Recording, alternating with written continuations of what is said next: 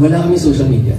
Ayun. Number one, we were not open to faceless comments.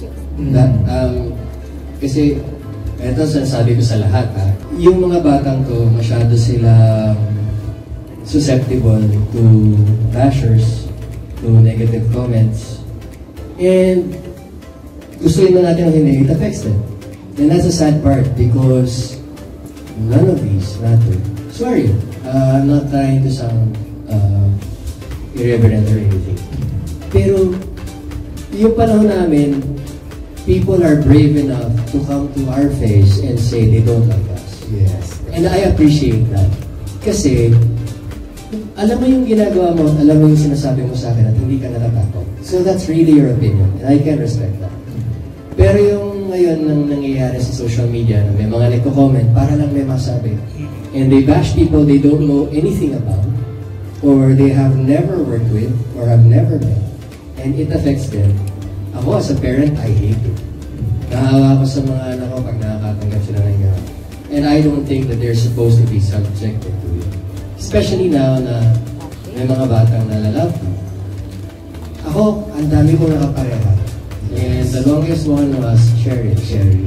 Charmaine here is a witness na pag merong nakapalapit sa akin, naging kaibigan kong babae, inaaway ng fans namin ni Cheryl. Isa na siya doon. Sa mga But then again, I can always go to the fans and say, huwag yung mawain ng tao kasi wala silang ginagawang masama. And they make themselves accountable for what they do. Pero online, walang pangalan, walang mukha, hindi totoong personality, paano mo babalikan? Diba? So, that's one of those big differences. Kung ano man yung meron sila ngayon, nasana meron kami noon, yung lawak ng information. Okay. Yung lawak ng nararating, yung information na kinaka-expose nila ngayon. How it is available now. How easy it is to search for things. Noon kasi nung panahon namin, medyo mas maliit ng konti ang mundo eh. May internet, pero hindi siya ganun kalawak. May internet ba noon? 93 nag-umpisa.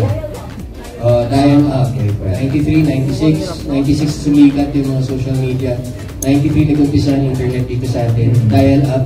Pero usually, ano lang, IRC, chat room, tambayan, diba? Hindi ka ng card.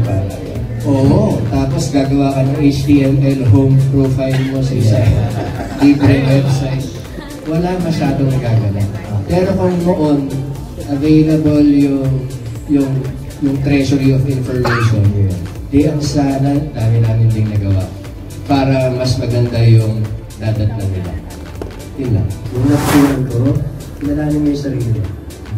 Kung ano yung pinakamagandang version mo para sa'yo, yun ang i-pursue mo. Kung ano man ang sabihin at paniwalaan ng ibang tao, labas ka na ron. Basta gawin mo kung sino ka. And be happy with it.